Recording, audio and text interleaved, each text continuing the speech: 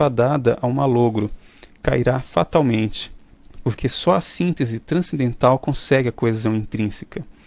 Parece haver uma contradição aqui, mas esta é meramente aparente. Quando as partes de um todo estão unidas pela coesão dada por uma força exterior, essa coesão é apenas transeunte e falha.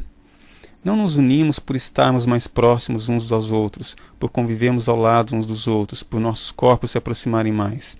O que une os homens não é o físico, mas o espiritual.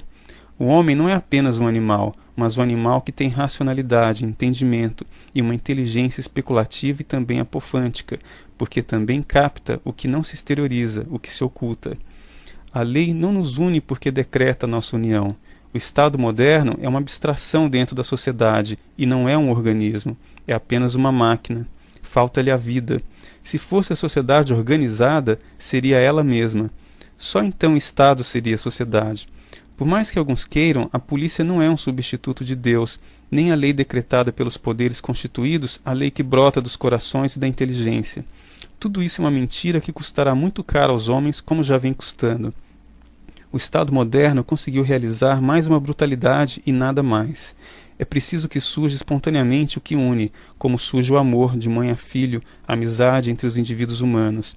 Não se decretam simpatias. Eis o que queremos chamar de imanência. Enquanto o humano não unir os humanos, estes não transcenderão a si mesmos. A transcendência sintética de que falo é aquela que tem raízes na imanência humana. E quem pode negar que o homem moderno trai a si mesmo? Não se afasta cada vez mais de si mesmo? Não nega cada vez mais a si mesmo? Não busca fugir de si mesmo em busca da sua negação? Tudo na sociedade moderna separa. Não são apenas as coletividades que se separam, as classes que se separam, os grupos que se separam. São os indivíduos que se separam, e estes dentro de si mesmos.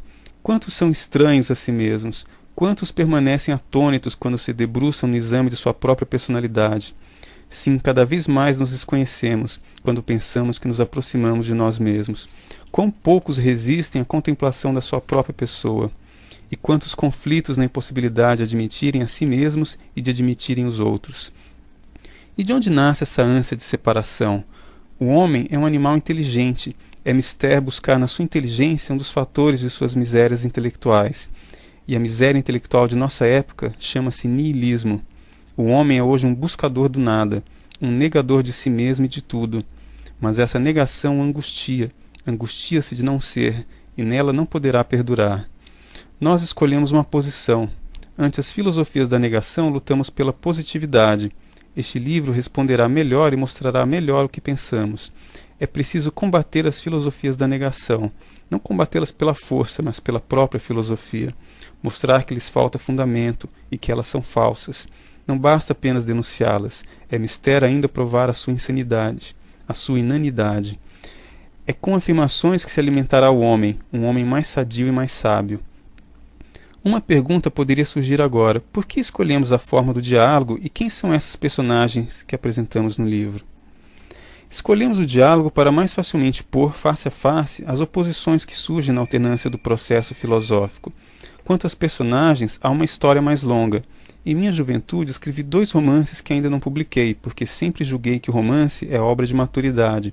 Esperei muitos anos, mais de 20, para que eles amadurecessem e depois pudessem vir à luz, se julgasse que mereciam vir à luz. Deveriam ter antecedido a esta obra, mas motivos outros o impediram. Por isso devo justificar as personagens. Esses 2 romances chamam-se Homens da Tarde e Homens da Noite, e serão seguidos de mais 2 outros ainda inacabados, Homens da Madrugada e Homens do Meio-Dia. Os homens da tarde são os homens crepusculares, os que vivem a heterogeneidade dos cambiantes cromáticos das ideias, os que vivem a filosofia do entardecer. Sua visão se limita a contemplar os cambiantes luminosos. São os intelectuais sistemáticos, os littérateurs, estéreis que se esgotam numa obra apenas, os superficiais investigadores do cromatismo, os que não penetram além das coisas e que vivem apenas esteticamente a exteriorização dos símbolos. Homens da noite são os que interrogam as trevas, os que buscam estrelas no céu para que os guiem pelos caminhos desconhecidos que as trevas ocultam, os que buscam além e anseiam pelas madrugadas que lhes dará um novo dia. São homens cheios de esperança, enquanto os primeiros são homens nos quais desfaleceram todas as formas de fé. Homens da noite são os que investigam, os que procuram, os que não se cansam de investigar, os que não sentem o sono pesar-lhes nas pupilas, os espertos nas trevas, os vigilantes nas sombras. Homens da madrugada são os novos crentes, os que já acharam uma solução, os que, tendo penetrado pelas trevas, conseguiram alcançar uma madrugada.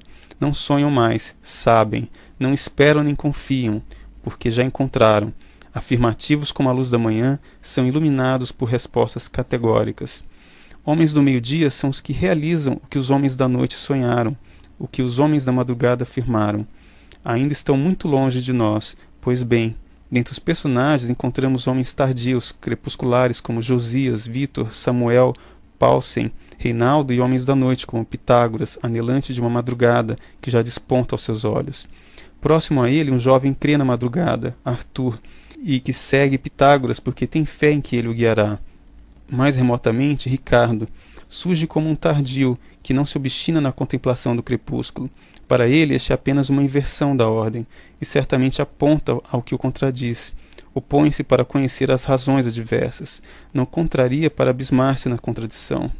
Contraria para conhecer as razões opostas. É livre para escolher. Não se compromete, não por temor ou medo, mas porque ainda não achou. O que busca não é aferrar-se ao niilismo de sua época, mas conhecer os pontos fracos e fortes para poder escolher.